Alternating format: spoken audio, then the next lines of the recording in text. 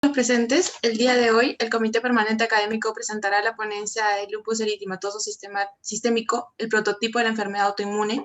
Para esto se cuenta con la presencia del doctor Roberto Miguel Huamanchumo Guzmán, quien es médico cirujano, especialista en inmunología y reumatología, profesor auxiliar de la Facultad de Medicina de nuestra Casa de Estudios, la UPCH, y miembro titular de la Sociedad Peruana de Reumatología. Asimismo, al finalizar, si tuvieran alguna consulta, me la pueden mandar a mí directamente por el chat y yo se las leeré al ponente. Sin más que añadir, le doy el paso para que inicie su ponencia, doctor. Muchas gracias por tu presentación. Bueno, muy agradecido por la invitación antes que nada.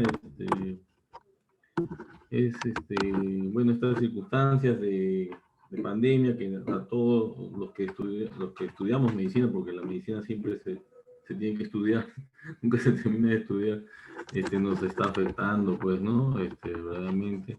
Yo lo que he notado es que la teoría, se ha reforzado bastante, ¿no? No todo es malo. Lo más importante siempre en la medicina, y todos ustedes son gente de medicina, va a ser siempre los pacientes que vean.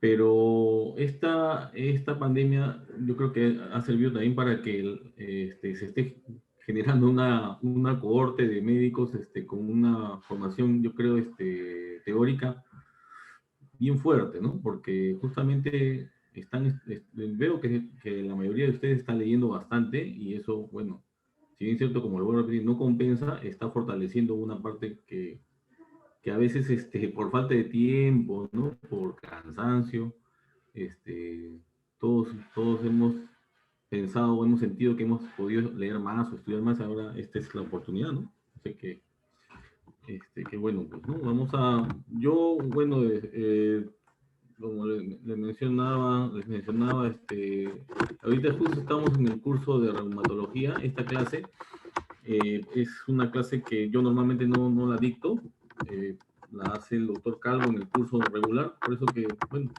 me parece que es bueno que va a servir de todas maneras para ustedes porque es otra aproximación, ¿no? A la que van a tener cuando lleguen al quinto año, ¿no? Que en clínica médica también lleven una ponencia tal vez similar, pero no igual.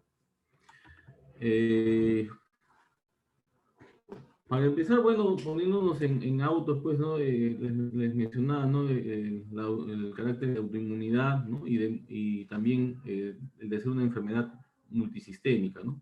Y por ello es recordada y conocida como una enfermedad característica autoinmune, ¿no? Hay una familia muy grande de enfermedades que todas tienen nombres raros, ¿no?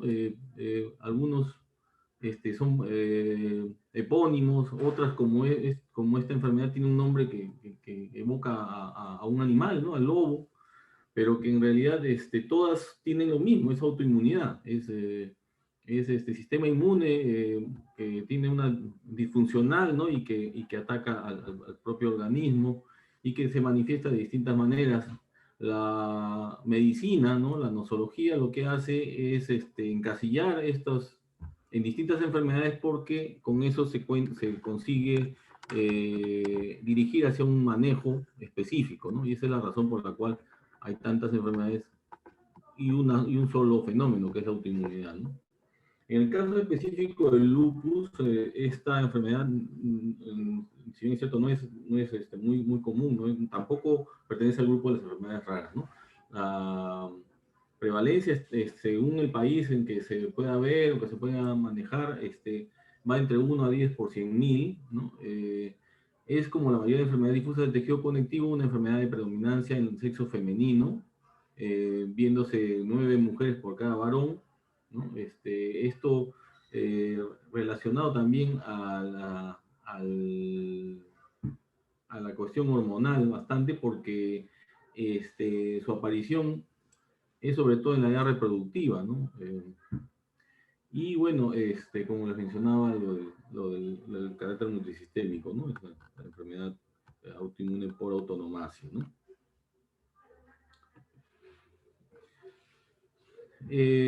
Como también todas las enfermedades autoinmunes o enfermedades reumatológicas, el mecanismo preciso de desarrollo de la enfermedad no está totalmente dilucidado aún. Las características principales de la enfermedad es excesiva producción de autoanticuerpos. Los autoanticuerpos todo el tiempo se están produciendo, pero en una cantidad que es manejable, ¿no? Por los sistemas que depuran estos complejos inmunes contra las proteínas propias.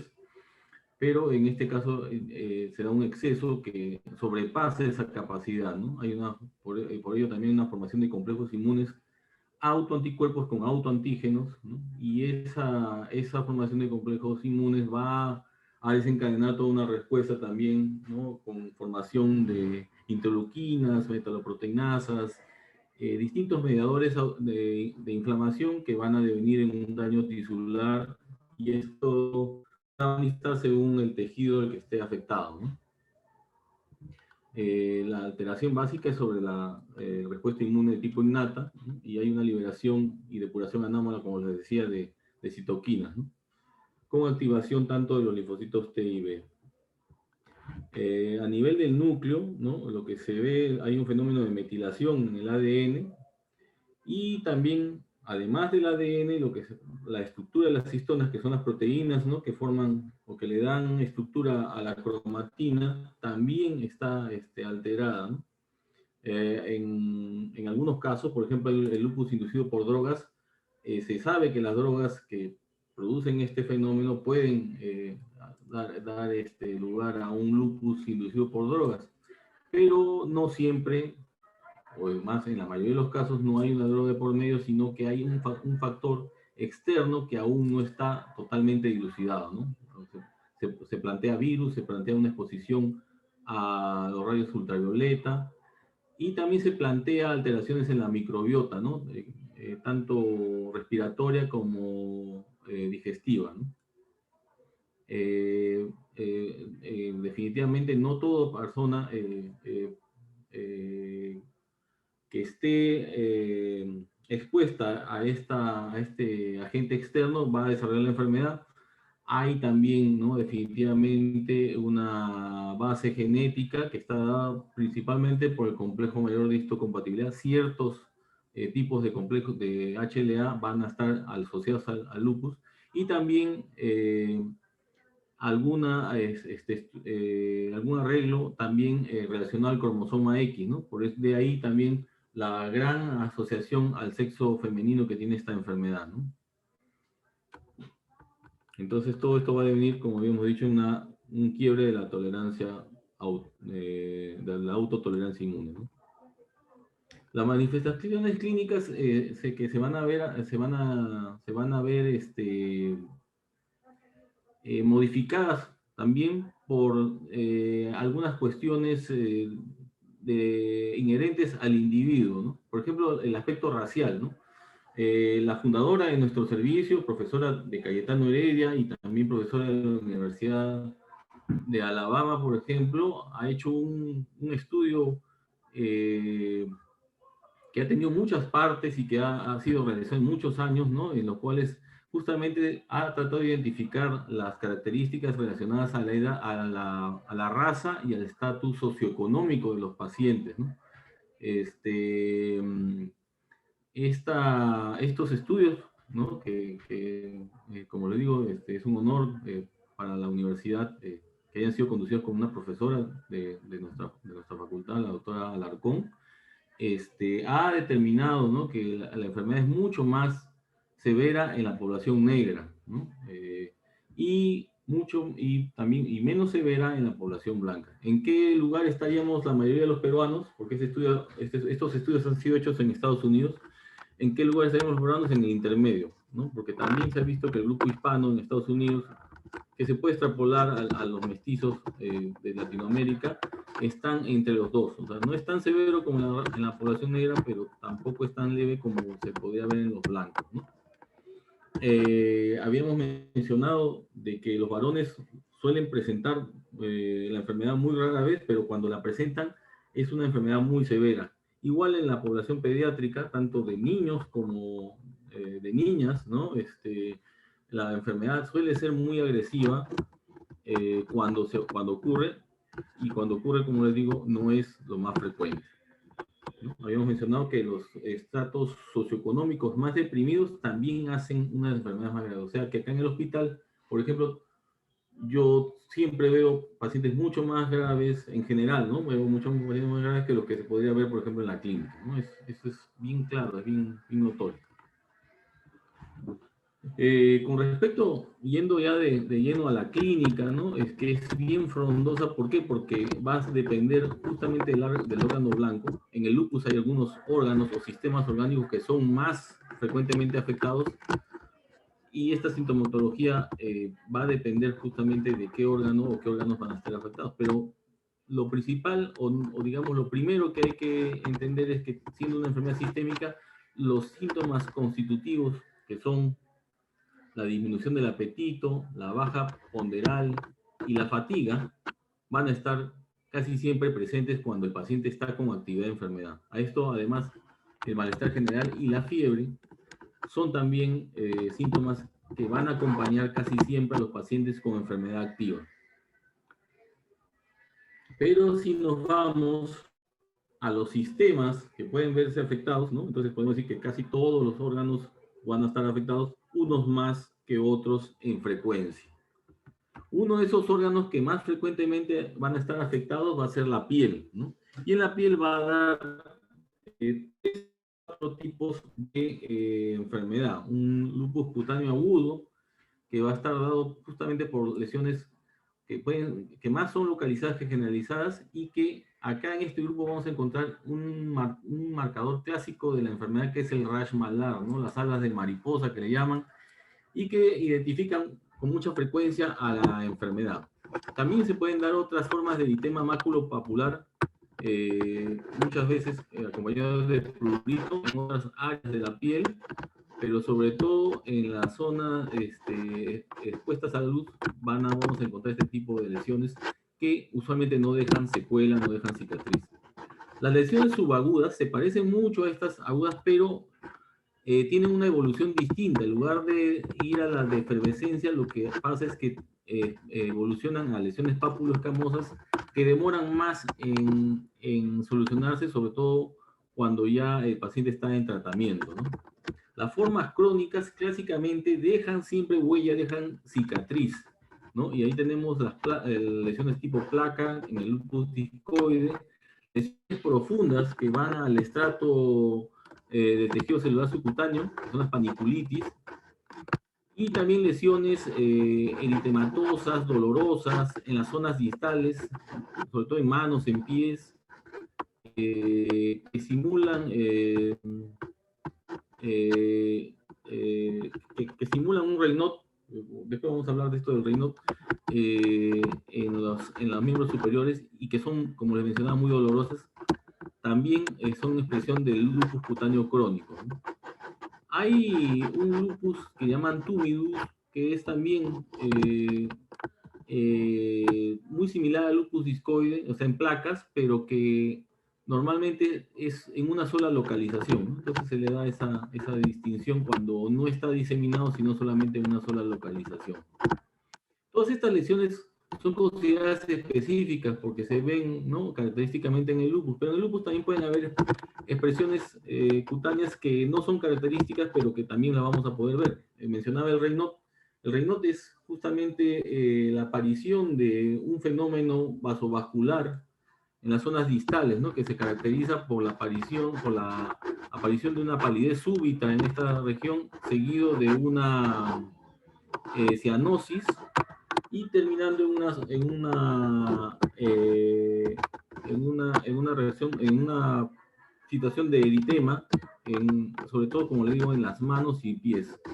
El livedo también está asociado a los cambios de temperatura y se ve en pacientes, también se puede ver en manos, pero más comúnmente vamos a encontrarlo en áreas del tronco, en la espalda.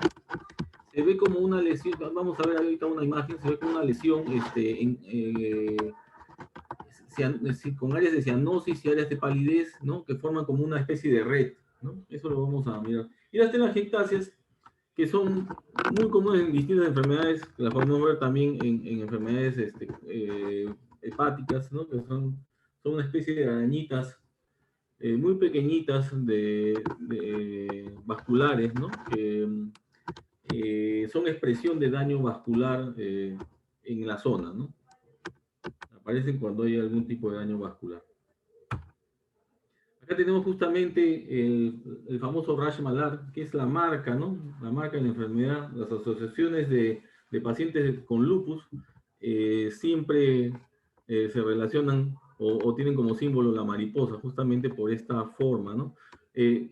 ¿Cómo podríamos nosotros diferenciarlo de otros eritemas o rash faciales? Básicamente pueden ver que este tipo de rash respeta el surco nasogeniano, ¿no? Que es característico en el rash malar.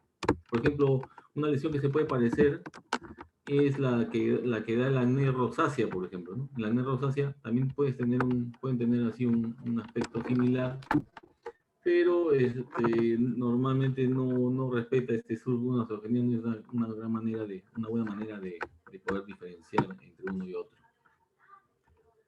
Esta es una foto que he sacado de una revista médica, ¿no? Vemos acá un eritema maculopapular y en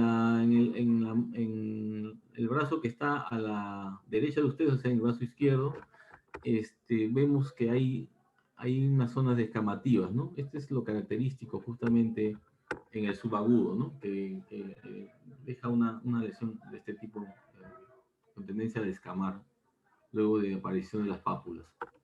Hay, como les mencionaba, varias formas de lupus crónico. Este es el lupus discoide, que también es muy característico y que en algunas oportunidades puede ser expresión de una enfermedad local, ¿no? Hay personas que solamente tienen lupus discoide y no tienen enfermedad sistémica, ¿no?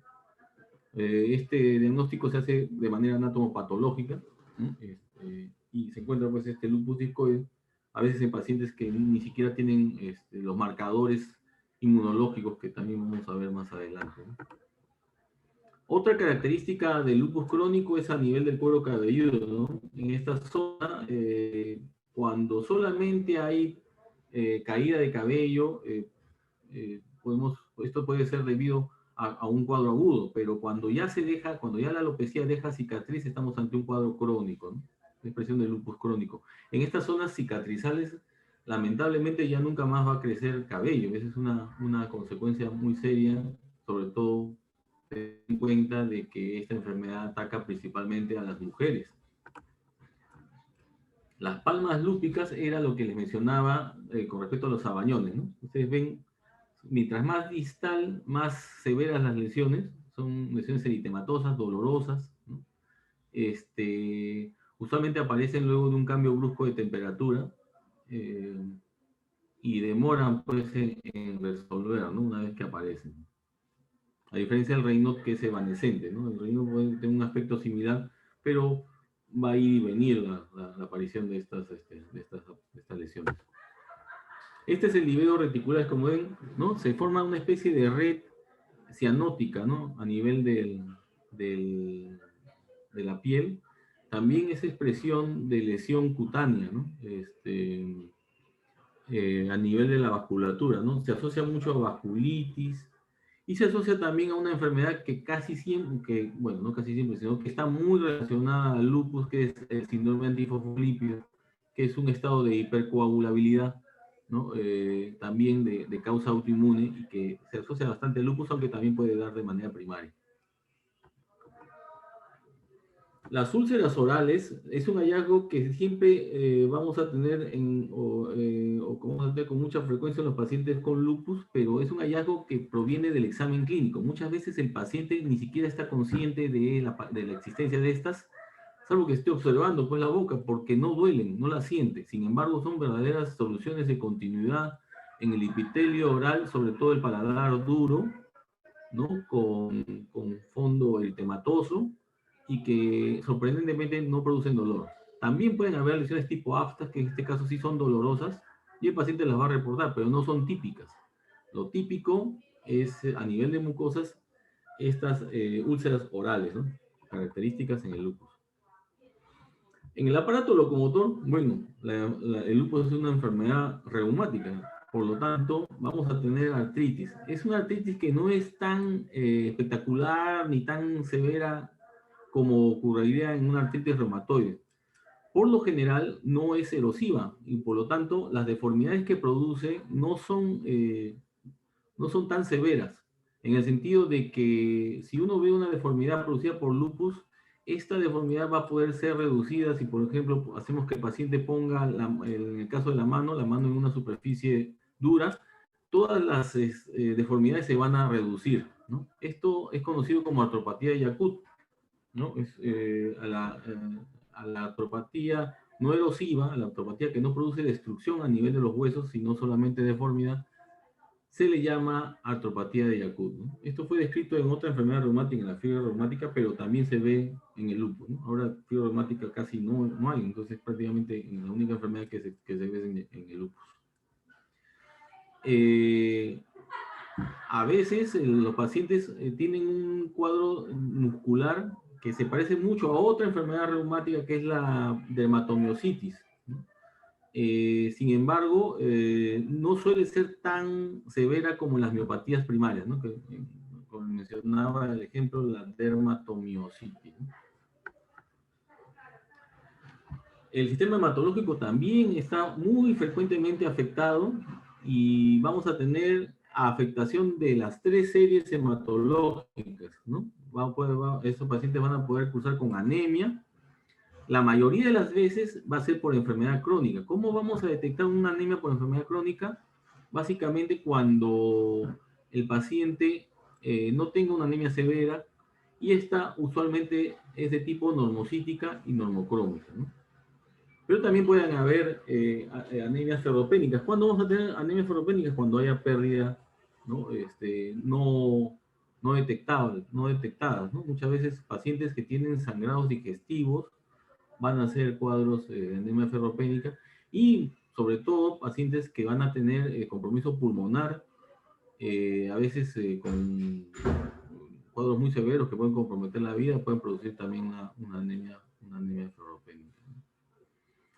Finalmente, la anemia hemolítica, también por autoinmunidad, ¿no? No por microangiopatía que se ve, pero muy rara vez, más bien por formación de complejos inmunes, la anemia hemolítica es característica también del lupus, aunque no es lo más frecuente, ¿no? Lo más frecuente es que haya anemia por enfermedad crónica. La anemia hemolítica lo que vamos a ver es detritus de glóbulos rojos, ¿no? Y vamos a ver elevación de la bilirrubina indirecta, ¿no? Aumento de los reticulocitos, que son las formas inmaduras de los glóbulos rojos, ¿no? Característicamente en la anemia hemolítica. La neutropenia es todo un problema porque la mayoría de tratamientos van a ir encaminados a producir inmunosupresión. Entonces, a veces un paciente que está neutropénico no vamos a saber si es por efecto de la enfermedad o por efecto del tratamiento, ¿no? Entonces tenemos que tener un alto índice de sospecha en los pacientes que tienen otras manifestaciones de lupus en otros órganos para darnos cuenta si la neutropenia o la disminución de los glóbulos blancos o neutrófilos es debido a la enfermedad misma, ¿no? La trombocitopenia muchas veces está asociada a la anemia hemolítica. No sé si ustedes saben, eso tiene un nombre propio, se llama síndrome de Evans. Y el síndrome de Evans, su diagnóstico diferencial en los primeros lugares va a estar siempre el lupus. O sea, un lupus puede debutar con un cuadro de anemia hemolítica y trombocitopenia. Y ese síndrome de Evans, una de sus principales causas va a ser lupus eritematoso. El compromiso neuropsiquiátrico también está entre los más frecuentes. Afortunadamente, la mayoría de veces el lúpulo que producen en esta área es cefalea, ¿no? Lo llaman a veces migraña lúpica.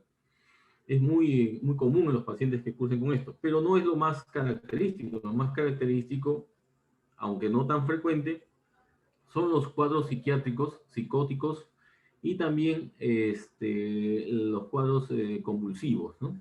Estaríamos también viéndolos en lo que es compromiso focal, ¿no? Muchos pacientes con lupus pueden hacer también, no psicosis, sino cuadros más bien afectivos, depresión, ¿no? Cuadros maniáticos, ¿no? Por eso es muy importante que todo paciente con lupus tenga una evaluación psiquiátrica previa o apenas sea diagnosticada previa al tratamiento, ¿no? porque tanto la enfermedad misma como muchos de los tratamientos también pueden afectar el sistema nervioso, ¿no? A veces también estos pacientes por problemas de vasculitis, o sea, inflamación de los vasos sanguíneos, ¿no? Depósito de complejos inmunes en los vasos sanguíneos e inflamación de estos, al producirse inflamación se van a dar dos fenómenos en los vasos sanguíneos, ¿no? O pierden sangre, porque se dilatan, ¿no? Las porosidades, las brechas que hay en los vasos sanguíneos se van a ampliar y va a haber pérdida de sangre, pérdida de sustancias, o va a haber trombosis, ¿no? Cualquiera de esos dos fenómenos vamos a encontrar cuando tengamos un paciente con vasculitis, ¿no? Y en el caso del sistema nervioso central, esto se puede manifestar como un accidente cerebrovascular y unos cuadros también muy desastrosos, muy severos y muy secuelados, porque dejan secuelas permanentes los casos de mielitis transversa, que es una inflamación a un nivel, a una altura de la médula, ¿no? Que puede producir paresias, ¿no? Paraparesias o cuadriparesias, dependiendo del nivel en el cual ocurre la inflamación a nivel de la médula. Se mencionaba los cuadros de vasculitis a nivel del sistema nervioso periférico, se manifiestan como cuadros de mononeuritis múltiple. Los cuadros de mononeuritis múltiple son muy característicos de la vasculitis. ¿Qué cosa producen? Producen paresias, pero localizadas en una extremidad, o parecias en varias extremidades, pero en distinto grado de severidad, ¿no? Podemos tener un pie caído en un lado, una pequeña hipoestesia en el otro pie, y también una mano prácticamente que no se mueve en el otro lado. Es un cuadro asimétrico y con distintos grados de severidad, ¿no? Eso es característico de la mononeuritis múltiple, ¿no? Por supuesto, la confirmación va a estar dada cuando le damos una electromiografía, una velocidad de conducción nerviosa a estos pacientes, ¿no? Mención especial hay que darle al compromiso renal en el lupus, ¿no? El compromiso renal es el aparato, el sistema urinario es el aparato más severamente afectado, sobre todo en el área de los riñones, ¿no? Y es muchas veces el que va a dar el pronóstico y va a dictar qué tratamiento le vamos a dar al paciente, ¿no? Cuando hablamos del lupus severo, con mucha frecuencia el riñón es el que está afectado, ¿no?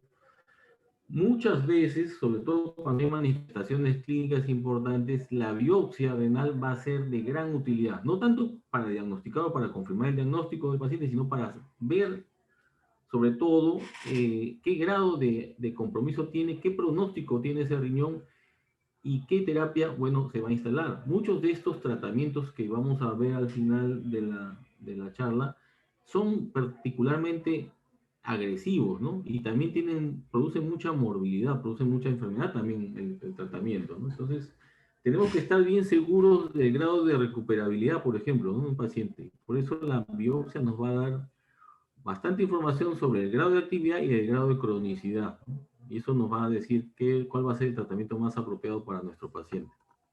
Con respecto al compromiso renal, hay una clasificación, ¿no? Que justamente está dada en base a criterios de severidad y a criterios de estructuras afectadas, ¿no? La clase 1, que no es detectable a los microscopios convencionales, sino solamente en la microscopía electrónica, va a detectar solamente pequeños cambios a nivel del mesangio, ¿no? Que es el tejido de sostén, digamos, del glomérulo, ¿no? En la clase 2 ya vamos a tener una afectación más importante a nivel del mesangio, y eso va a tener, sin embargo, un correlato clínico leve, ¿no? Un paciente prácticamente es muy poco probable que, por ejemplo, tenga pérdida de proteínas en la orina, como sí vamos a ver en la clase 3 y en la clase 4, que, bueno, básicamente es la afectación del glomérulo por la enfermedad, y en ambos casos es una cuestión de porcentaje de glomérulos afectados, ¿no? En estos casos sí vamos a tener las clásicas manifestaciones del lupus, que es la proteinuria y el sedimento urinario lleno de formas anormales, como son hematíes en exceso, crenocitos, que son hematíes deformados que provienen de un túbulo lesionado, dañado a nivel del riñón. Y este justamente es el grueso, digamos, de los casos más severos, ¿no? Hay una clase 5 en la cual, a diferencia del glomérulo, donde está afectado básicamente las estructuras endoteliales del glomérulo, en la clase 5 la membrana basal, o sea, la zona epitelial del, del glomérulo, va a estar también afectada, y con respeto de la zona del capilar del glomérulo, ¿no? Estos pacientes van a tener proteinas importantes, pero no van a tener tantas manifestaciones a nivel de sedimento urinario, que no va a tener mayores anormalidades, ¿no? Hay que recordar que la membrana basal en el riñón, pues justamente es la que se encarga de filtrar las moléculas grandes, ¿no? Que no se pierdan las moléculas grandes. El ejemplo más importante de moléculas grandes es justamente las proteínas, ¿no? Cuando un paciente, sobre todo de la clase 3, 4 o 5, permanece sin tratamiento, o luego de una enfermedad muy agresiva, de una rápida progresión, va a terminar en lo que se llama una clase 6, ¿no? Que es justamente la esclerosis avanzada. En estos pacientes, la mayoría de los glómerulos están rosados y ya no están funcionantes y ya no son recuperables, ¿no? Ese es el típico paciente. Mientras más uno se acerque a esta clase 5, en realidad es que estamos hablando de un paciente que vamos a inhibirnos de darle un tratamiento agresivo, porque lo único que vamos a añadir va a ser más morbilidad, ¿no? Más enfermedad. Acá tenemos también otra, no es la clasificación, sino que son lo que se busca también una vez que se clasifica el tipo de lesión, se buscan ya sea las lesiones activas, ¿no? Que son básicamente lesiones de tipo inflamatorio, ¿no? Celularidad, por ejemplo, en el capilar, infiltrados leucocitarios, ¿no? Que, bueno, van a llevar por inflamación a la reducción del lumen del capilar, ¿no? La cariorexis, que es la presencia, pues, de células en proceso de muerte no apoptótica, ¿no? Con rotura del núcleo, ¿no?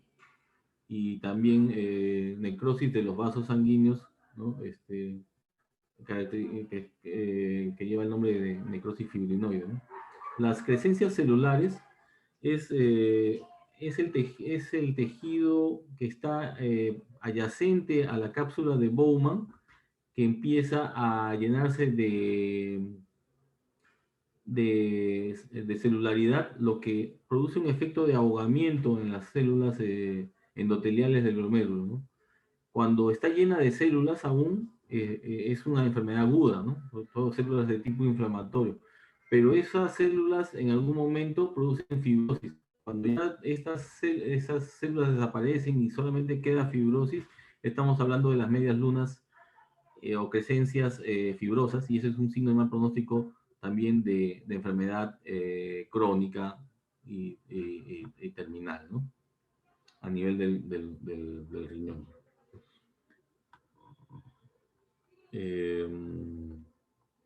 Cuando se hace una biopsia, entonces se utilizan estos parámetros para hacer una puntuación, ¿no? Y esta puntuación nos va a dar una idea de cuán inflamado está el riñón y cuán fibrótico, ¿no? A más actividad de enfermedad, más tratamiento agresivo, y a más cronicidad de enfermedad, menos tratamiento agresivo. Acá, para ver este tipo de lesiones a nivel del riñón, ¿no? Vemos en la flecha de arriba, vemos justamente esas medialunas celulares, ¿no? Están justamente adyacentes a la cápsula de Bowman. Esas medialunas pueden inclusive rodear todo el tejido adyacente a la cápsula de Bowman, y produce un efecto de ahogamiento, como se dice, del glomérulo, y eso hace que también devenga luego en una enfermedad crónica, ¿no? Y la necrosis fibrinoide, que vemos justamente a nivel del túbulo, del asa glomerular también, la pérdida de la arquitectura del penacho glomerular, y se llega pues a un área no funcionante, ¿no? a nivel del glomérulo. Otro de la economía también muy afectado por distintas enfermedades, en realidad, todas con una naturaleza autoinmune, es el pulmón, ¿no? La más común, gracias a Dios nuevamente, no es la más agresiva, es la pleuritis, ¿no? La pleuritis usualmente son pleuritis leves,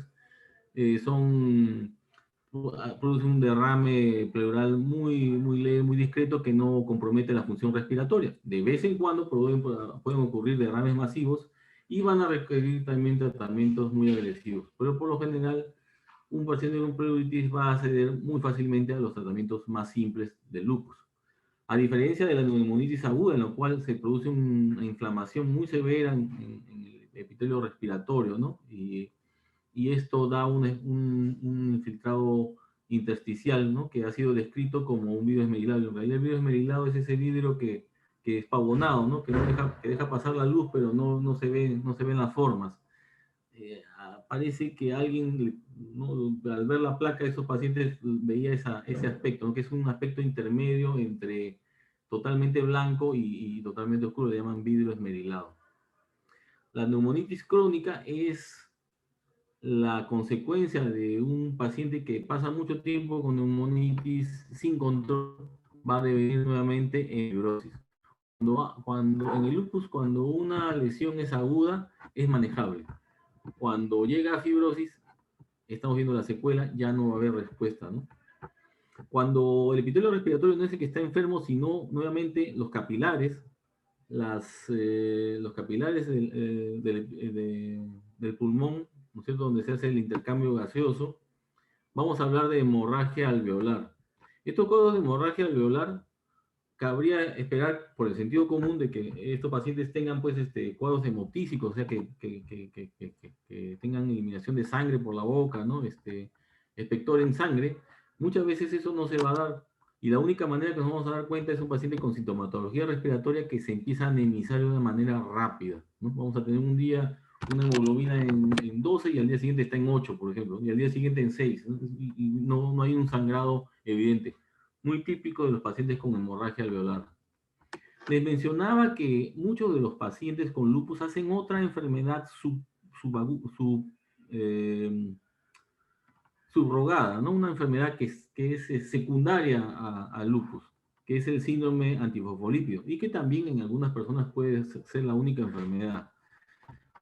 Este síndrome antifosfolípido va a producir un estado de hipercoagulabilidad en los pacientes.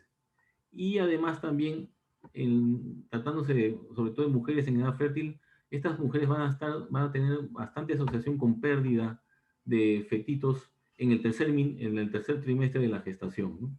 Entonces, la tromboembolia pulmonar, por ejemplo, va a ser muy común, sobre todo en estos pacientes que tengan, además del lupus, el síndrome antifosfolípido asociado, ¿no?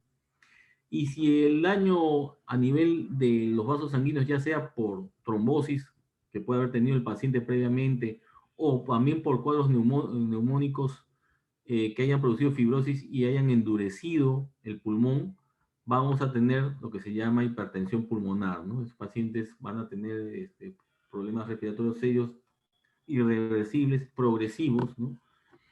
El tratamiento acá es vasodilatadores, ¿no?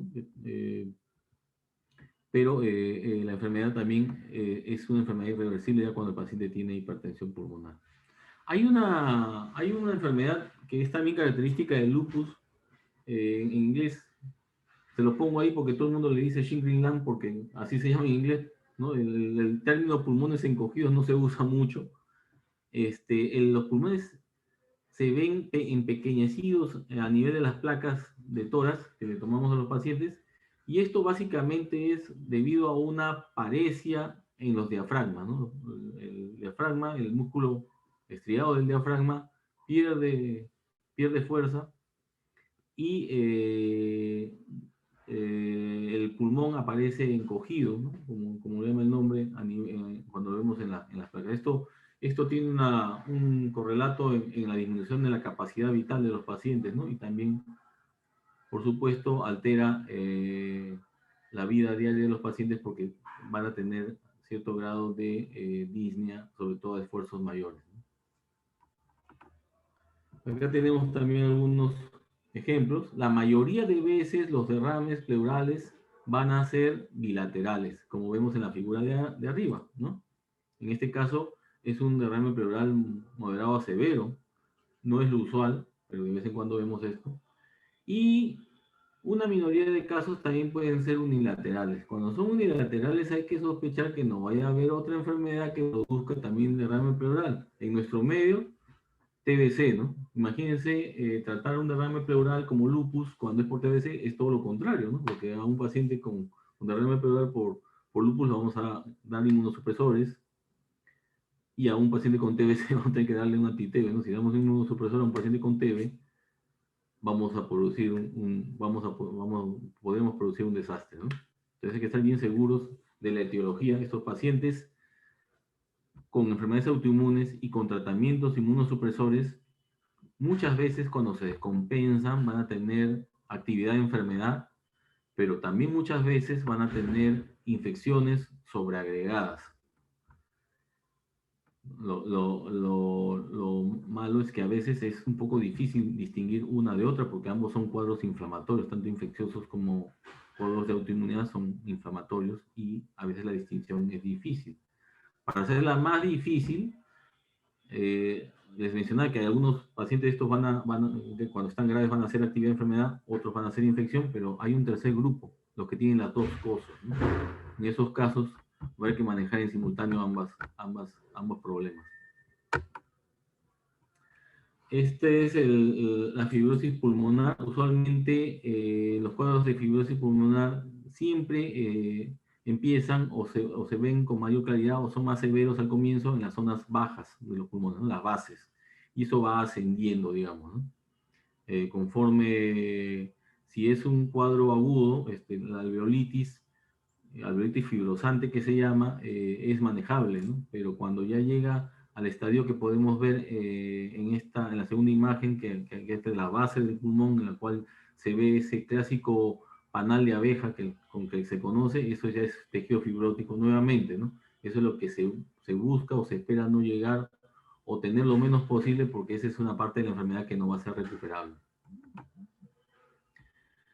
A nivel gastrointestinal, vamos a encontrar también enfermedad, pero esta enfermedad no es muy común, ¿no? en el lupus, ¿no? Así como hay derrame pleural, puede haber derrame pericárdico, como vamos a ver, también puede haber derrame a nivel del peritoneo, va a haber una ascitis, que usualmente también es muy discreta. Esta ascitis puede devenir una peritonitis, ¿no? Espontánea, entonces hay que tener un alto índice de sospecha, sobre todo cuando los pacientes expresan dolor abdominal, ¿no? Y dolor del tipo peritoneal, que es el dolor con rebote, ¿no? Algunos de ustedes ya han hecho semiología, otros no, ya lo van a ver más adelante. Una forma también frecuente que se puede afectar es la pancreatitis, ¿no? Pacientes a veces hacen inclusive cuadros silentes, al paciente no le duele nada. Las pancreatitis son cuadros muy dolorosos, ¿no? El páncreas, cuando se llama, produce un dolor muy penetrante, muy severo en las personas normales, digamos que no tienen enfermedad, pero un paciente con lupus con pancreatitis a veces no da manifestaciones.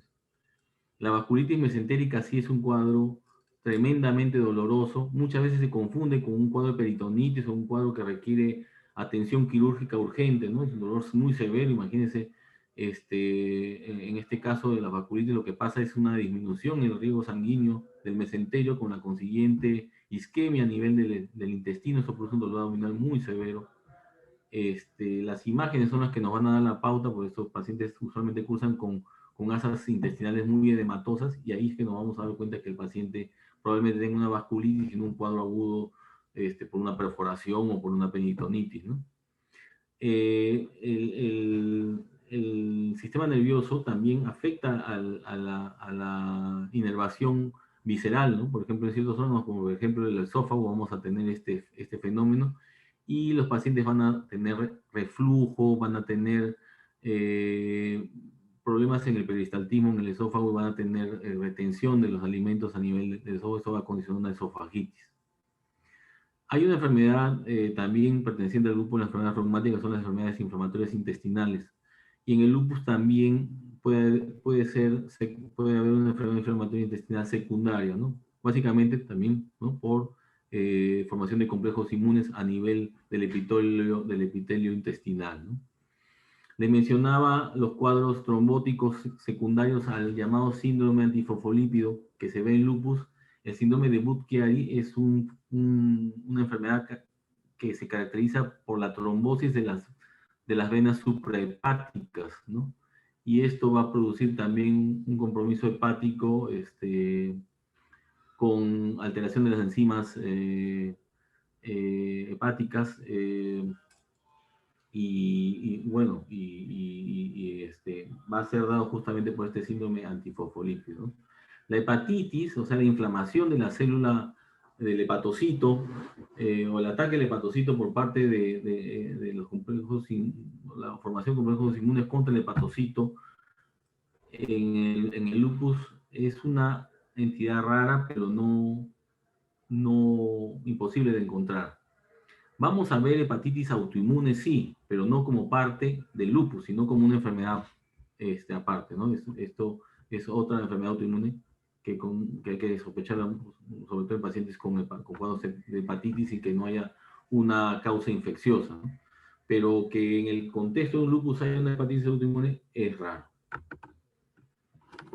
Mencionaba el compromiso cardiovascular, nuevamente la serositis, o sea, el compromiso del pericardio es lo que más se va a afectar, pero también vamos a tener, les mencionaba en el lupus, miositis, y el miocardio es otro músculo esquelético estriado que también puede ser afectado por el lupus, ¿no? Los cuadros endocárdicos se van a ver, o sea, cuadros valvulares, ¿no? Afectación valvular, o en el sistema de conducción del corazón, se van a ver con mucha frecuencia, se van a ver en los pacientes también con este cuadro de síndrome antifosfolípido que puede acompañar al lupus. Igual que las trombosis, nuevamente, típicas de los cuadros, antifosfolípidos, ¿no? Todo cuadro inflamatorio, no solamente el lupus, ¿no? Va a producir un daño endotelial, ¿no es cierto? Por ejemplo, los pacientes con artritis reumatoide, los pacientes con miopatías inflamatorias, con enfermedades como la psoriasis, que también es una enfermedad reumática, todos estos pacientes van a tener circulando interleuquinas, mediadores inflamatorios, todos esos mediadores inflamatorios en circulación van a condicionar una aterosclerosis acelerada. Todos estos pacientes con enfermedades inflamatorias crónicas van a tener este problema, ¿no? Y no es solamente en este caso, como le decía, de lupus, y tampoco ni siquiera solamente de casos como las enfermedades reumáticas que son el campo de nuestra especialidad, sino también de otras enfermedades inflamatorias como por ejemplo las periodontitis, ¿no? Las periodontitis también van a producir también daño endotelial y una aterosclerosis acelerada. Acá tenemos dos cositas, ¿no? Lo que habíamos visto, el Shinglingan, los pulmones encogidos, vemos ahí los pulmones, las cúpulas diafragmáticas elevadas, y la silueta cardíaca también incrementa de tamaño por efecto de la pericarditis del líquido a nivel del pericardio. Acá tenemos un cuadro de hipertensión pulmonar. Los cuadros de hipertensión pulmonar, de repente ya muchos de ustedes lo saben, en una placa se detectan cuando el segundo arco, ¿no es cierto? Acá tenemos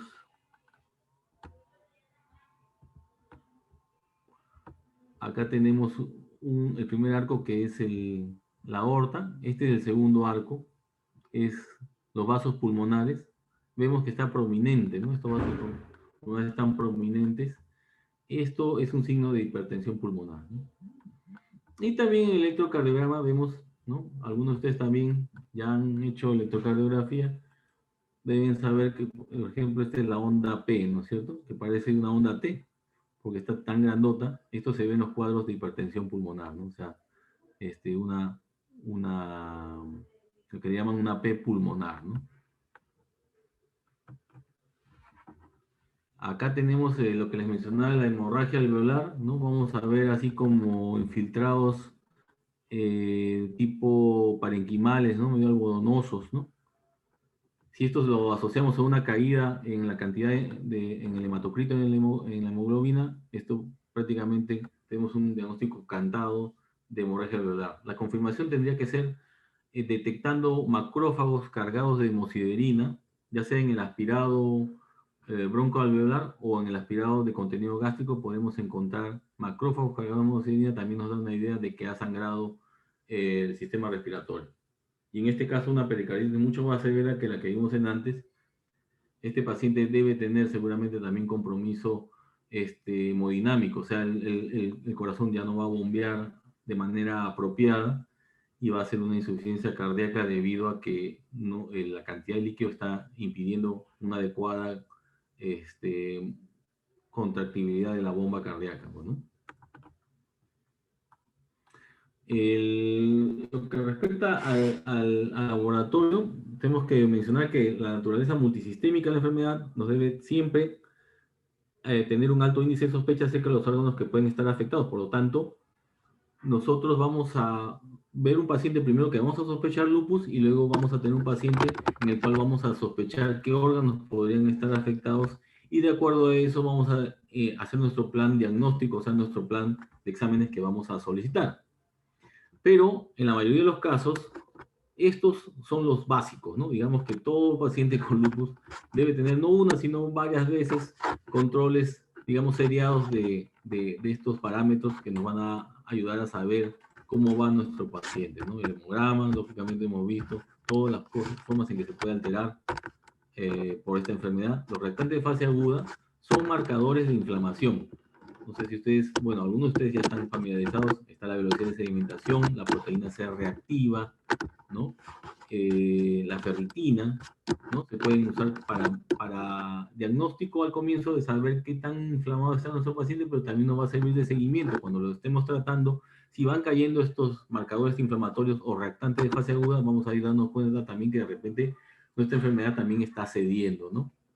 Hemos visto que el riñón, sobre todo, se va a afectar, pero también podría estar afectado el hígado, pueden estar afectados otros órganos, la bioquímica nos va a dar también una ayuda para el seguimiento. También muchos de los tratamientos pueden tener alguna afectación sobre la bioquímica. Por ejemplo, los corticoides pueden producir hiperglicemia, pueden producir hipernatremia, pueden producir hipocalemia, ¿no? Entonces, no solamente la enfermedad, sino también el seguimiento de nuestros tratamientos nos van a ayudar. El examen completo de orina, básico, habíamos mencionado de que el lupus casi siempre se va a afectar los riñones y cuando se afectan también con mucha frecuencia es una afectación severa, la proteína de 24 horas, porque la principal anomalía que vamos a encontrar es la pérdida de proteínas. Difícilmente vamos a encontrar un lúpico que llegue en insuficiencia renal, ¿no? Básicamente estos pacientes son contados en casos muy severos, pero la mayoría de los pacientes no van a tener insuficiencia renal, al contrario, va a estar lo que se llama en un estado de hiperfiltración, o sea, su depuración de creatinina, que es lo que marca, lo que mide la función renal, va a estar normal, sino muchas veces incrementada. La radiografía de tórax, tenemos que ver, ¿no? cómo inicia el paciente, si tiene serositis sobre todo, cómo está el corazón, el electrocardiograma, también tanto la placa como el electrocardiograma nos va a dar una aproximación inicial. Pero les mencionaba que de acuerdo también a qué órganos estén afectados, ya podemos requerir, si tenemos un paciente con una lesión en la piel, una biopsia de piel. Muchas de estas lesiones a veces se pueden confundir con lesiones típicas del lupus, a veces pueden ser hongos, pueden ser virus, ¿no? Entonces la respuesta al final nos la va a dar una biopsia, el estudio por imágenes articulares, como les mencionaba, una placa, nos va a dar la diferenciación entre un lupus y una combinación de lupus y artritis reumatoide que lo conocemos como lupus. Esos casos son especiales, ¿por qué? Porque van a tener un compromiso articular muy severo, pero poco compromiso renal. Entonces, nos interesa saber si un paciente tiene lupus y artritis reumatoide a la vez, ¿no? El estudio de líquido sinovial, hemos dicho, a veces va a venir, también puede estar un paciente con una sinovitis, un incremento en el líquido sinovial. Puede ser por el lupus, porque el lupus produce inflamación en las articulaciones, pero también puede haber por estado de la inmunosupresión del paciente una infección en ese paciente, ¿no? Entonces, ¿cómo lo detectamos? Haciendo una punción del líquido, ¿no? El estudio de la lámina periférica nos va a ayudar a saber, por ejemplo, a nivel de la sangre, si si el paciente está hemolizando, ¿no? Si tenemos sospecha de que esté haciendo un anemia hemolítica, un paciente con las bilirrubinas altas, con los reticulocitos incrementados, tendríamos que hacerle o pedirle al hematólogo que le haga una lámina periférica y también una biopsia de médula ósea, ¿no? La tomografía de encéfalo la vamos a reservar para los pacientes justamente con compromiso sospechoso del sistema nervioso central. El estudio líquido cefalorraquídeo muchas veces nos va a servir para diferenciar un paciente con síntomas neurológicos, pero sobre todo de los que podrían tener una infección, ¿no? Habíamos mencionado que la cefalea lúpica es muy común, pero hay enfermedades que solamente se pueden expresar por cefalea y que se ve justamente en pacientes inmunosuprimidos como el criptococo. Entonces, en esos casos vamos a tener también que realizar un estudio líquido sinovial. La biopsia renal, ya lo hemos mencionado, es vital para poder determinar qué tratamiento le vamos a dar al paciente. La ecografía abdominal nos va a ser de mucha utilidad cuando, por ejemplo, queremos también, antes de la biopsia, ver si el riñón es un riñón que tiene muchos signos de cronicidad. La biopsia es el examen definitivo, pero la ecografía, por ejemplo, nos va a dar ideas de si el riñón es muy crónico. Porque si el riñón es muy crónico, tampoco se debe biopsiar, ya se debe entender de que el paciente tiene una enfermedad renal terminal. ¿Cómo nos damos cuenta que el riñón es un riñón ya muy afectado crónicamente? Cuando disminuye de tamaño, cuando la diferenciación entre la corteza y la médula del riñón se ha perdido, vamos a tener estas características, ¿no? La endoscopía digestiva también nos va a ser de mucha utilidad cuando haya compromiso de gastrointestinal. Nos va a poder permitir tomar, por ejemplo, una muestra de tejido para las respectivas biopsias. La tomografía de tórax va a ser el estudio complementario de la radiografía de tórax, sobre todo si encontramos ya alguna anomalía o si, a pesar de que no encontramos ninguna anomalía en la radiografía de tórax, estamos ciertos de que el paciente tiene un compromiso pulmonar que aún no se ve en la placa. Y el ecocardio, como hemos mencionado, el corazón puede ser afectado a sus 3 capas. El ecocardio nos va a ser de mucha utilidad para detectar los derrames, para detectar problemas en la contractibilidad que nos expresen una miocarditis y también para detectar problemas valvulares. Hemos dicho que el lupus puede producir una endocarditis, que no es una endocarditis infecciosa, sino una endocarditis inflamatoria. Tiene nombre propio, se llama endocarditis de Lehmann-Sachs. Y puede también ser puede ser productora de trombos, ¿no? Entonces tenemos que estar también ciertos a ese nivel si es que sospechamos el compromiso cardiovascular. Además de estos están los estudios inmunológicos. El principal examen inmunológico es el anticuerpo antinuclear. El lupus puede ser simulado por muchas enfermedades y a veces podemos tener la idea de que el paciente tiene lupus o queremos hacer un diagnóstico diferencial en un paciente que todavía no tenemos diagnóstico. El ANA es el diagnóstico de despistaje por autonomasia. Los exámenes de despistaje tienen una característica, que tienen mucha sensibilidad, o sea que no se nos va a escapar ningún paciente que tenga la enfermedad, pero usualmente tienen también poca especificidad. Eso no nos va a importar porque solamente nos va a interesar cuando tenga el paciente positivo, lo vamos a seguir estudiando. Cuando sea negativo, prácticamente vamos a estar ciertos, o sea, eso se llama un alto valor predictivo negativo, ¿no? Cuando este ANA sea negativo, vamos a estar casi 100% ciertos de que el paciente no tiene lupus, que tiene otra enfermedad o que hay que buscar otra enfermedad porque el lupus o no lo tiene o es una posibilidad muy alejada, ¿no? Estos anticuerpos antinucleares, como les mencionaba, se ven en casi todos los pacientes con lupus, pero no todo paciente con ANA va a tener lupus, ¿no? Entonces, eso es la característica. Una vez que tenemos un paciente con sospecha de lupus y un ANA positivo, sí, podemos hacer otros estudios, ¿no? Y también vamos a poder ver el patrón que tiene este estudio de anticuerpos antinucleares, ¿no? Por ejemplo, en el caso del patrón homogéneo, vamos a saber que son anticuerpos contra las histonas.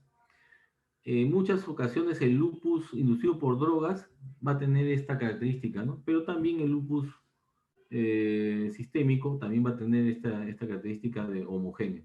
El patrón periférico sí es bien más específico para el lupus, ¿no? Y prácticamente muy pocas otras patologías van a producir un patrón periférico.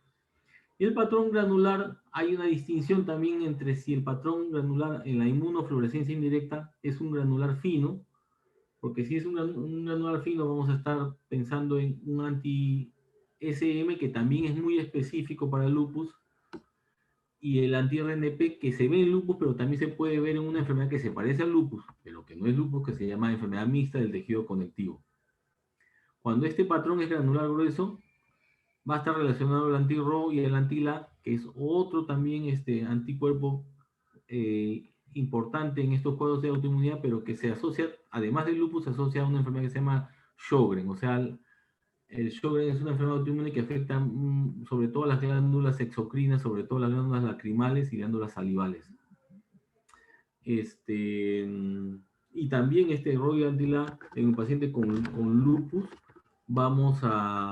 y en gestación va a establecer un riesgo de una enfermedad que se llama lupus neonatal, que es una enfermedad transitoria que puede ocurrir en los fetitos o en los recién nacidos de las mamás con lupus, y que le transfieren pues estos autoanticuerpos pero por un tiempo, digamos, que van a estar por un tiempo limitado hasta que el mismo recién nacido depure esos autoanticuerpos, ¿no?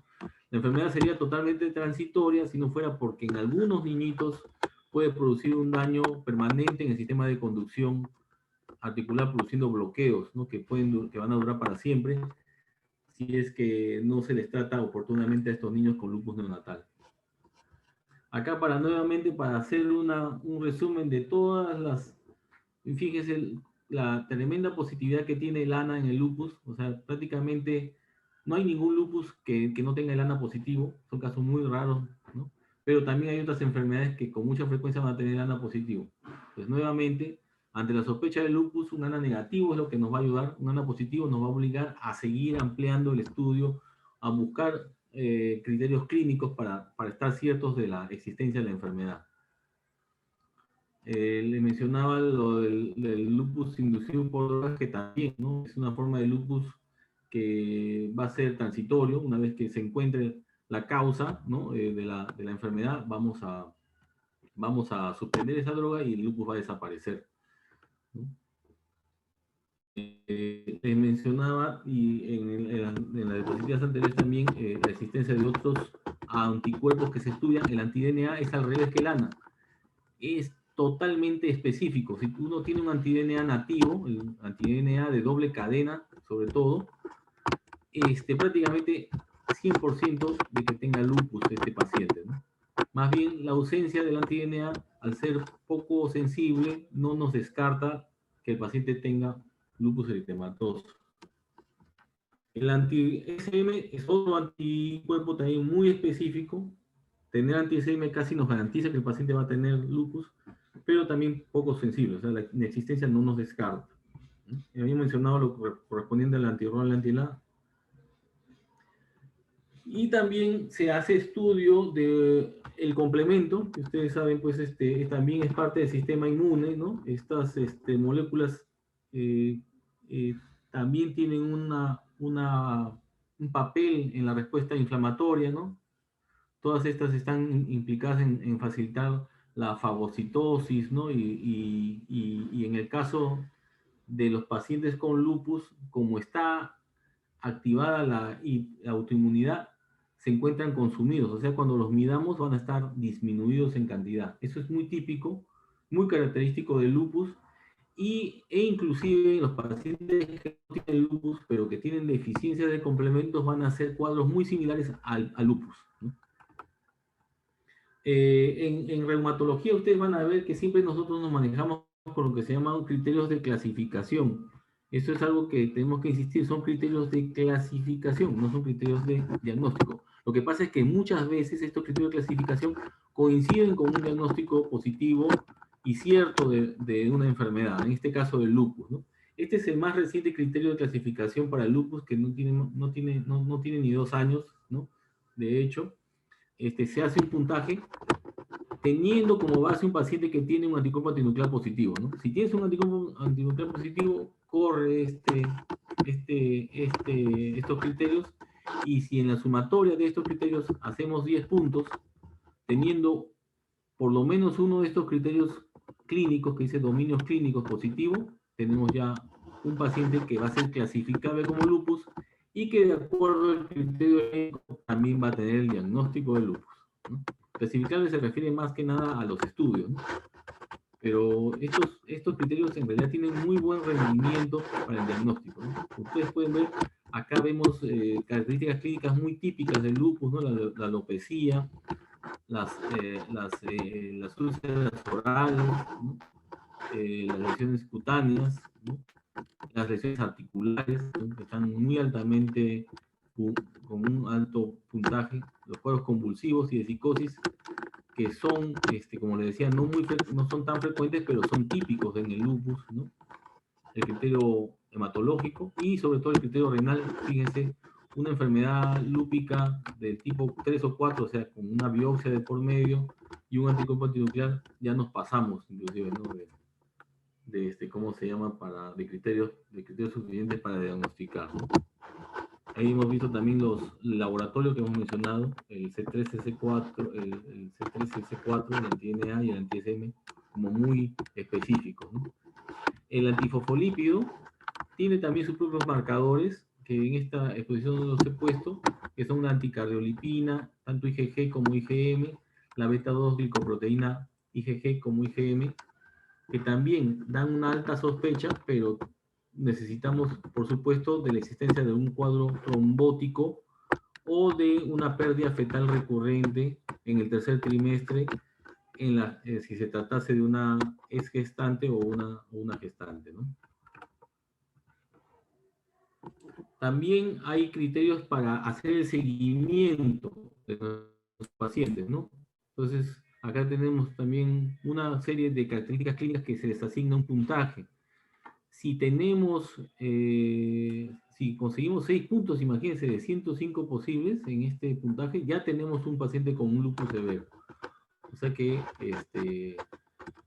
tienen que, en realidad para considerar un paciente que esté inactivo, en realidad deberíamos tener prácticamente un paciente sin manifestaciones clínicas, ¿no? Nuestro objetivo va a estar siempre en que el paciente esté sin manifestaciones clínicas. Solo 6 puntos ya va a ser suficiente para decir que tenemos un paciente con una actividad severa, ¿no?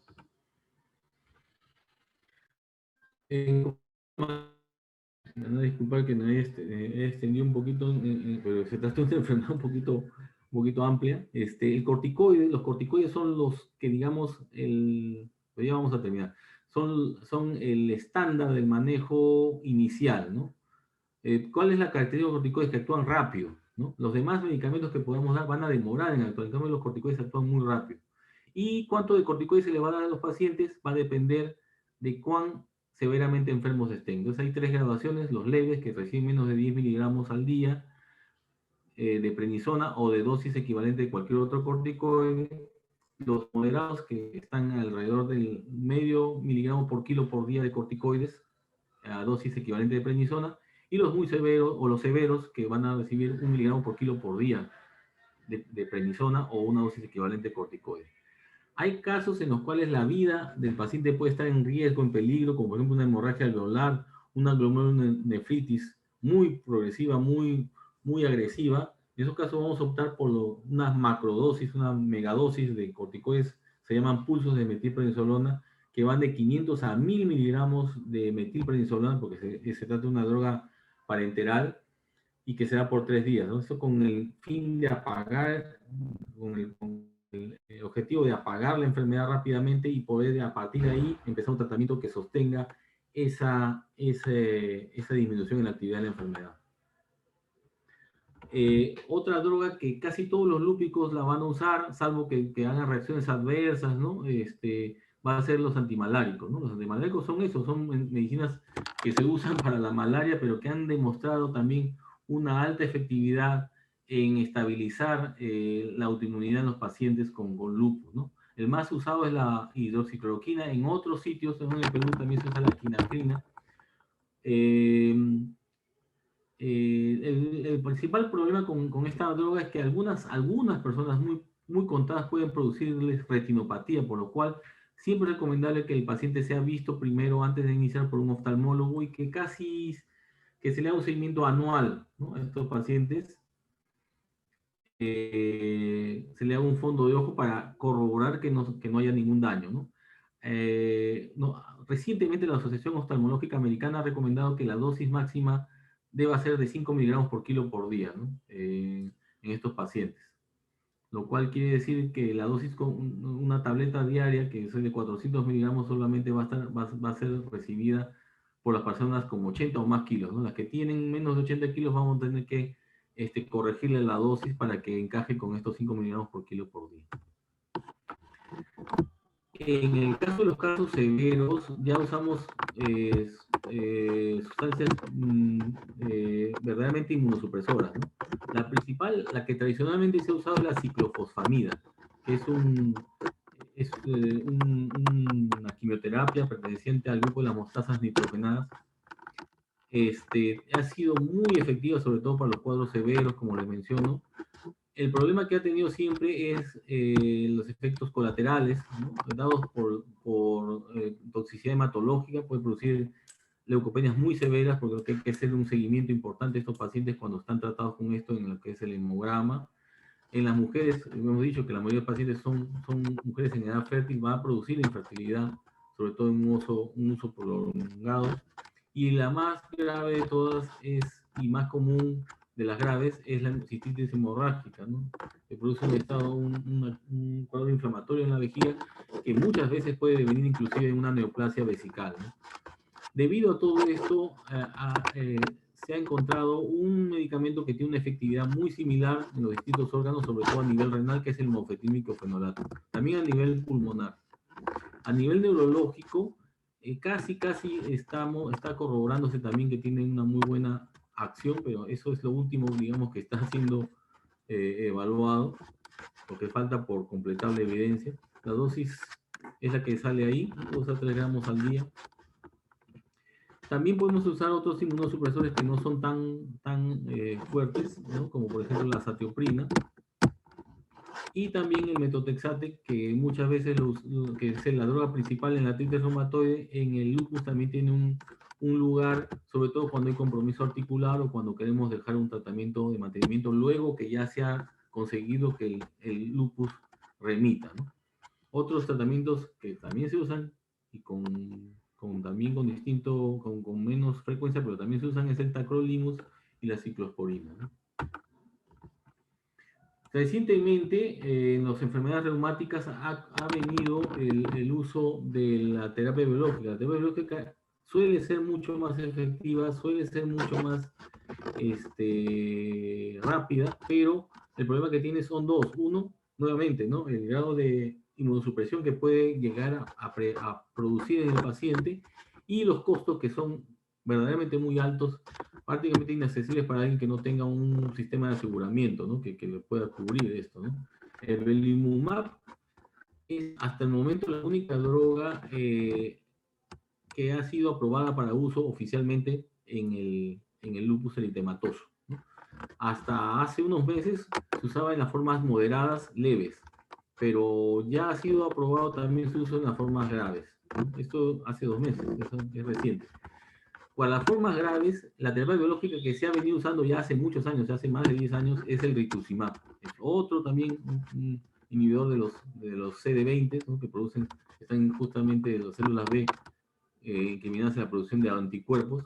Este rituximab también ese sí ha demostrado que es o sea, no ha podido demostrar en estudios controlados que es muy efectivo, pero la práctica ha dado que sea ampliamente recomendado en los casos muy severos, también cuando hay refractariedad a los tratamientos convencionales. Y esta era la última diapositiva que les mencionaba, que proviene de la clase del doctor Calvo, me parece que es muy buena.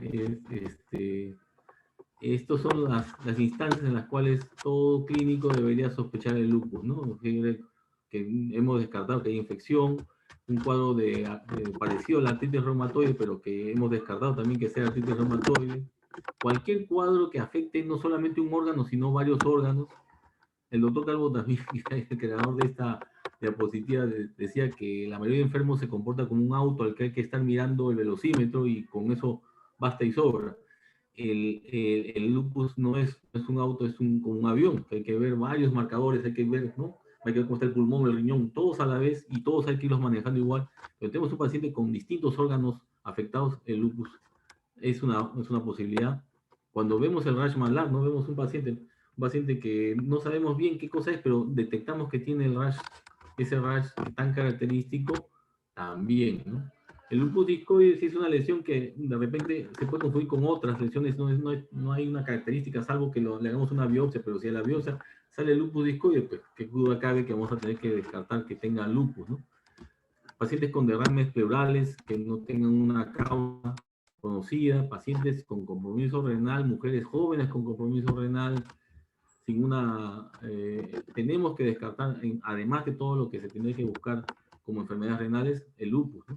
Cuadros de anemia hemolítica, a veces el lupus debuta así, como una anemia hemolítica, como una púrpura trombocitopénica idiopática, o sea, un cuadro de disminución de las plaquetas sin una causa aparente.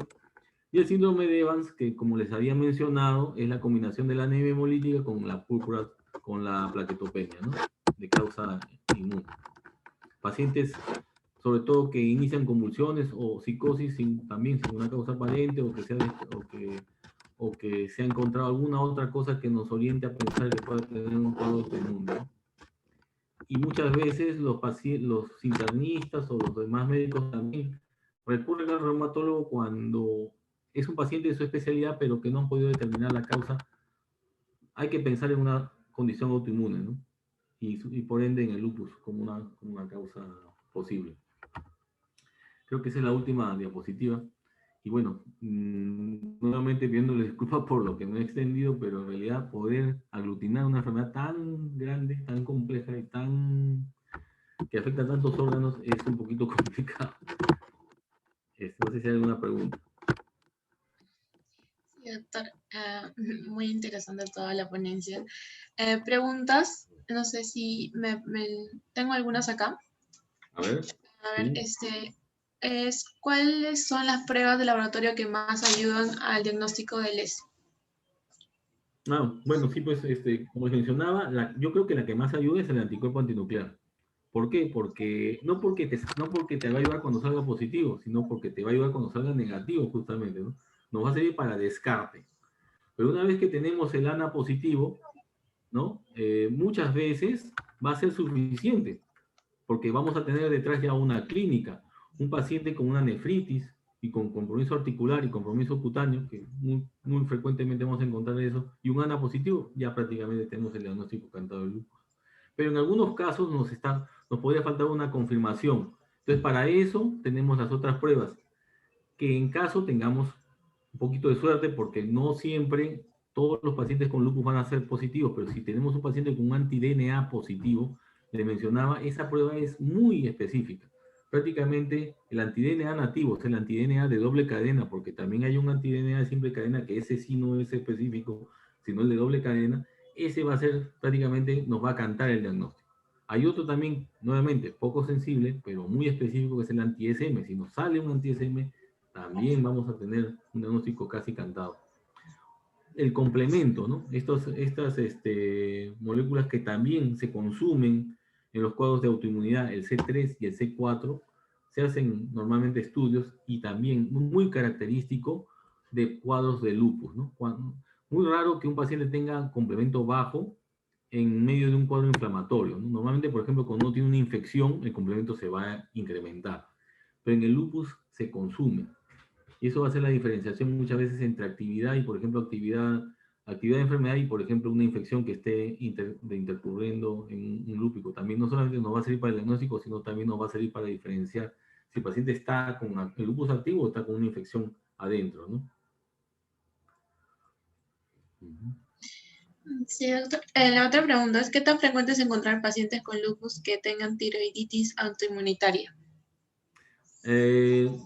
Mira, muy buena tu pregunta, porque justo, mira, es que ya no puedo agarrar todos los órganos de la economía, pero muchos pacientes con lupus debutan es más con la tiroiditis autoinmunitaria, ¿no?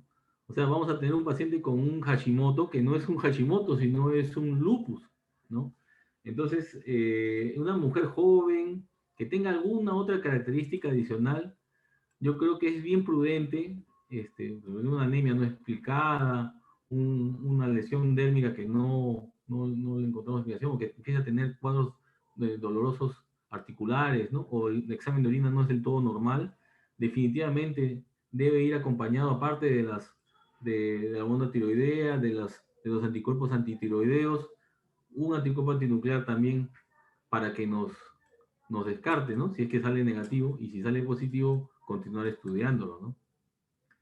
Hay un montón de cuadros, o sea, el lupus puede debutar como cuadros autoinmunes, muchas veces les mencionaba, ese es uno, que no les había mencionado, pero ya les había mencionado el cuadro del síndrome de Evans, ¿no? Que puede producir una anemia hemolítica, puede ser el debut de un lupus, una artritis, ¿no? Que para muchos puede aparecer una artritis reumatoide que recién está empezando, puede ser un lupus, un síndrome de Sjögren, que para uno de ustedes ya lo entienden muy bien a qué me refiero, el compromiso de glándulas citocrinas, glándula lacrimal que se expresa con sequedad pues en los ojos, en la boca, ¿no? Puede ser la primera manifestación también de un lupus, ¿no?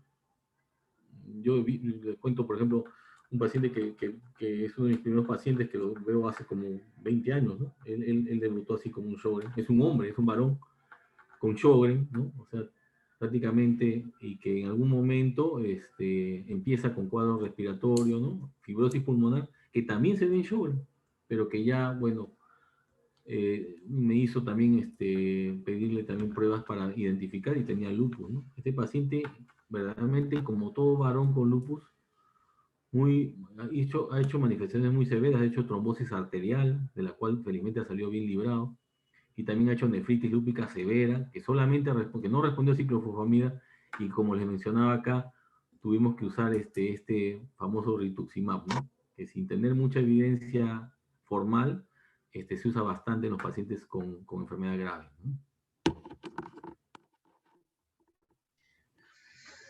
Bueno, Y bueno, creo.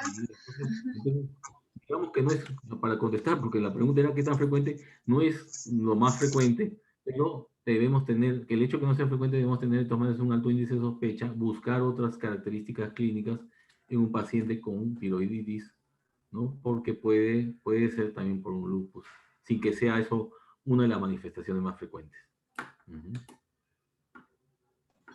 Bueno, hay otra pregunta. ¿El lupus es un diagnóstico frecuente? Bueno, eso va a depender, ¿no? De cómo lo podamos catalogar. No está en las enfermedades huérfanas. Y también, ¿qué te parece? ¿Qué nos puede parecer una enfermedad que puede estar más o menos por los 10 por 100.000? Eso quiere decir de que en 1 millón hay 100, y acá en el Perú hay, en 1 millón hay, claro, en 1 millón hay 100, en el Perú hay entonces unos 300 pacientes. Entonces podemos pensar, ¿no? Que de repente es poco frecuente. Pero yo les doy otro dato, para los de Cayetano, no es una enfermedad infrecuente. Muchos internos o estudiantes de medicina, ¿no? Van a extrañar los lúpicos cuando salgan a la calle, porque no los van a ver tan frecuentemente como los vemos en el hospital. Nuestro hospital es un centro de referencia, entonces nos da una imagen que está distorsionada en la realidad de repente, pero para todo, si bien es cierto, en términos generales, no es una enfermedad muy frecuente. Yo creo que para todo médico de Cayetano, todo interno de Cayetano, debe ser considerado como una enfermedad frecuente. Siempre es casi imposible que no haya un paciente con lupus, por lo menos un paciente con lupus internado en el hospital. Ahorita tenemos como 3 o 4, ¿no? Y así es, ¿no? A veces tenemos 10, ¿no? Entonces, para nosotros, los de Cayetano, es una enfermedad frecuente, pero no es tan frecuente si lo vemos de lo que se podría ver en incidencia en la calle, ¿no?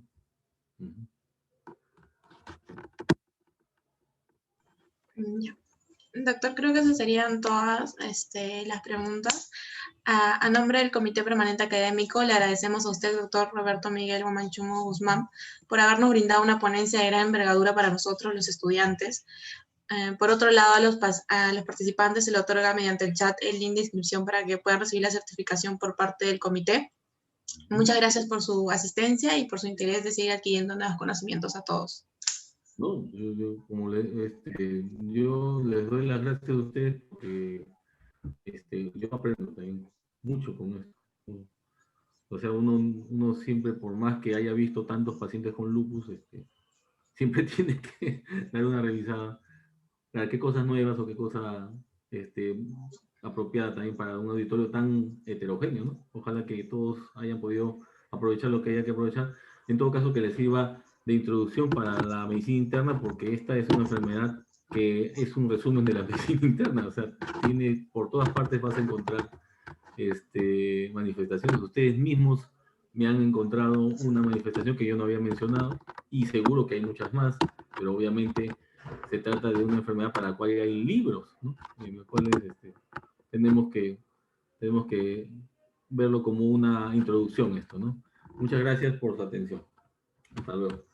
Gracias, doctora. Hasta luego.